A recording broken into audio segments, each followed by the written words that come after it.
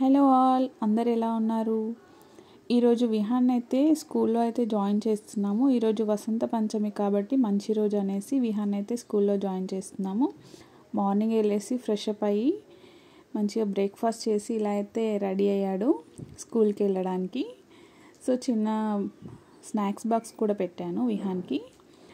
వాడికి తెలియదు పాపం స్కూల్కి అనేసి ఎక్కడికో బయటకు వెళ్తున్నాం అనుకుంటున్నాడు. వాడి లంచ్ బాక్స్ వాడే పట్టుకుంటున్నాడు చూడండి.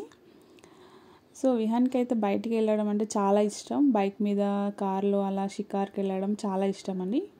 వాడు లంచ్ బాక్స్ కూడా అలా పడేశాడు. సో వాళ్ళ పప్ప బైక్ అయితే ఎక్కి బాయ్ కూడా చెప్తున్నాడు చూడండి. విహాన్ అయితే ప్లే గ్రూప్లో అయితే జాయిన్ చేసాము. జస్ట్ 2 to 3 hours మాత్రమే. సో ఎందుకంటే జస్ట్ పిల్లలతో ఆడుకుంటే మంచిగా ఇంటరాక్షన్ కూడా పెరుగుతుంది అనేసి అయితే ప్లే గ్రూప్లో జాయిన్ చేశాను.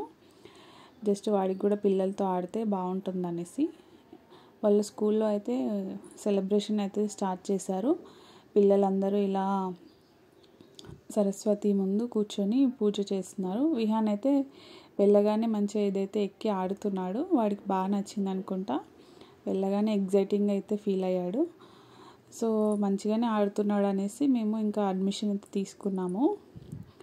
ఇంకో టాయ్స్ మీద కూడా ఆడుతున్నాడు, పర్లేదు ఉంటాడనేసి ఇంకా ఆ రోజు హ్యాపీగానే నేను అనుకున్నాను. కాసేపు బాగానే ఆడాడు.